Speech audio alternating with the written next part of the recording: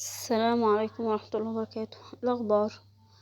النهاردة كده عندنا حاجة بسيطة، سلم. أنا حاولت أكبر الشاشة شوية عشان تشوفوا. الإضاءة مش أحسن حاجة.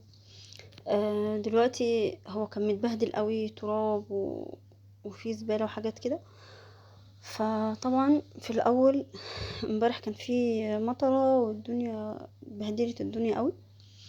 النطرة يعني بهدلت الدنيا، فدلوقتي الدنيا بقت كده طينة وزي ما انتم شايفين. فطبعا كانت اول حاجة المفروض نعملها ان احنا هنكنس بقى السلم ونشيل منه التراب والحاجات دي. وبعد كده حطيت بقى اريال في المية، بس شوية معطر، ورميت المية الاول عشان نشيل الطينة يعني اللي ماسكة في الارض وكده في السلم.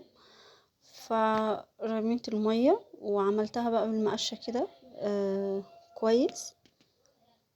بس بعد شوية خلاص بدأت هي بتطلع.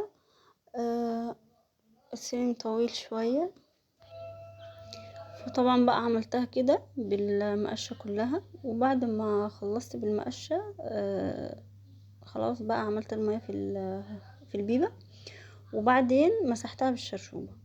بس الموضوع يعني كان بسيط. بس كده بالمقشة والمية الدنيا نضفت خالص. بعد كده عملتها بالشرشوبة. لمع السلم والله يبقى شكله كويس. حابة اوريكم شكله في الاخر ان شاء الله، وتقولي رأيكم بقى. هسيبكم شوية تشوفوا الشكل النهائي.